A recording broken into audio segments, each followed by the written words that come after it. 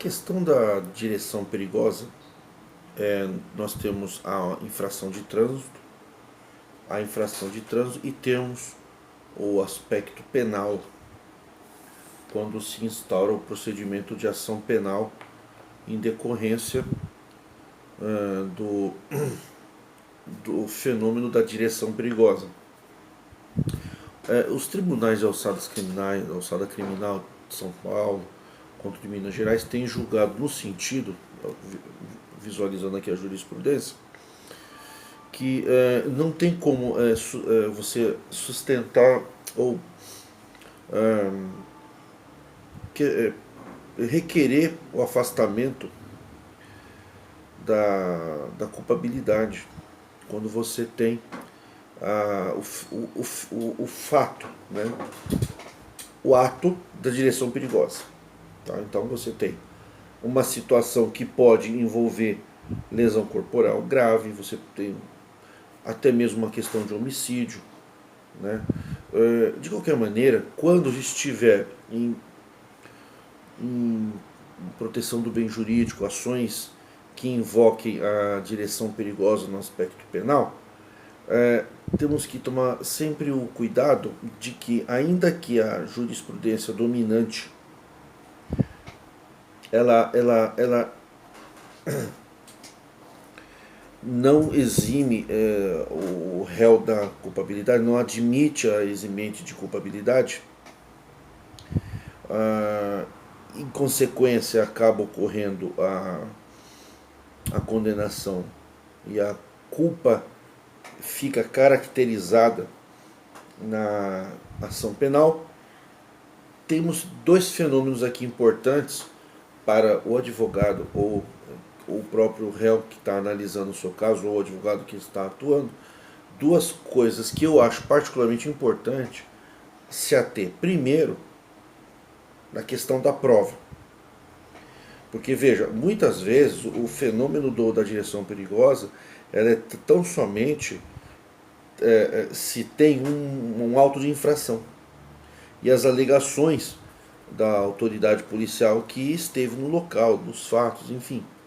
Nem sempre ocorreu de imediato o fenômeno, o acidente ou a infração de trânsito com a presença da PRF, da Polícia Militar, enfim, ou da autoridade de trânsito, qualquer que seja.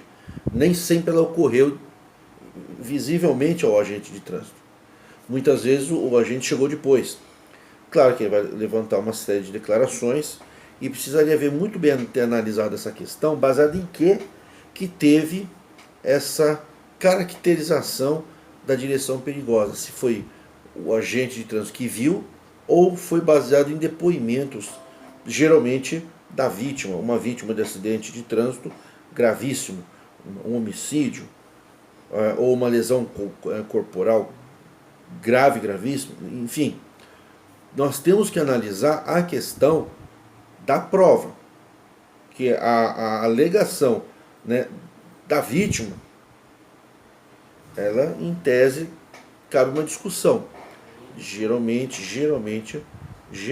o fato é notório, a direção perigosa ocorreu. Porém, o que tem que ser convalidado aqui na defesa do processo onde o réu está figurando como responsável, culposo pela direção perigosa, é a prova. Provar que houve uma conduta desatenta. E aí sim tem a culpa caracterizada. Mas essa desatenção, ela tem também que ser comprovada. Ela não pode ser presumida. Tá? Então a desatenção, ela provoca o acidente, e se tem a culpa caracterizada para fins de dosimetria penal, e também na culpa, né? Nunca no dolo. Tem ações penais que muitas vezes o Ministério Público dá uma puxada na filosofia do processo para um prétor doloso, que para muitos não caberiam mais essa questão do prétor doloso, da culpa consciente, né? a pessoa assumiu, que a pessoa tenha assumido evidentemente riscos. Por quê? Porque muitas vezes uma situação que aparentemente é uma direção perigosa, na realidade, ela ocorreu sem a participação culposa do agente, do réu. Tá? Então eu gostaria de contribuir com os meus colegas e com o cidadão que está sendo processado, que se tenha essa tese de defesa sempre em atenção, porque se você não tem como afastar a culpabilidade em fatos previsíveis, que exigiria de você atenção. Mas eu já soube de casos que o carro derrapou porque tinha pedra, era pista molhada, tinha uma série de fatores. E quando é um caso que foge do controle do motorista, não se pode simplesmente, em função do acidente, já de imediato já supor que ele estava em desatenção. Uma simples freada, por exemplo, numa lombada, muitas vezes ocorre aquela derrapagem. Nem sempre a pessoa fez aquilo, né? Nem sempre a pessoa fez aquilo ali levianamente. Tem várias situações possíveis, problema no freio. Claro que a pessoa tem uma responsabilidade sobre o veículo e tal. Mas veja que a palavra direção perigosa, ela remete para infrações gravíssimas e para fins penais traz sérios transtornos para o réu. Então, o que eu quero assim, trazer para a discussão é que você, tanto o que acusa, né, e quanto que se defende, tem que ter em mente que essa desatenção ou essa culpabilidade, ela tem que ser comprovada. Ela não pode ser presumida. Porque às vezes ocorrem situações que, se fosse uma direção perigosa, traria a condenação da culpabilidade.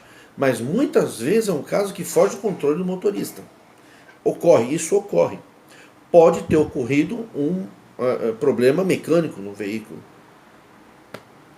entre outras teses de defesa. Então, eu recomendo que tenha bastante cautela essa questão da desatenção. Simplesmente acusar e falar estava desatento, isso qualquer um pode fazer.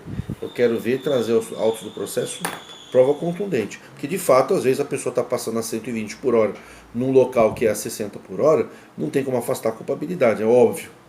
Mas tem situações, inclusive, tem umas cidades que eu andei atendendo alguns casos, que a corporação da Polícia Militar ali aplicou uma média de umas 30 multas de direção perigosa, e sempre perto de uma lombada, e sempre era em dia de chuva. Eu fiquei um pouco assim perplexo, fui analisar em profundidade e achei que aquilo tinha alguma coisa ali que tinha que ser analisado. Tá. Então, para você que é réu, tem que analisar, ou para você que é o advogado, né, que está buscando essa tese de defesa, analisar bastante a questão da desatenção e a questão da culpabilidade, nunca descambar para o dolo, sempre ficar restrito à culpabilidade, mas entender que muitas vezes não foi a desatenção e não foi a imprudência o fator determinante da direção perigosa. Tá claro que cada caso em concreto tem que ser feita uma análise, uma avaliação. Tá bom, pessoal? Um abraço, qualquer dúvida me manda um e-mail que a gente tenta analisar alguns casos em concreto aí, tentar colaborar com aqueles que têm dúvidas e a gente acaba aprendendo junto. Doutor Adam, um abraço para vocês.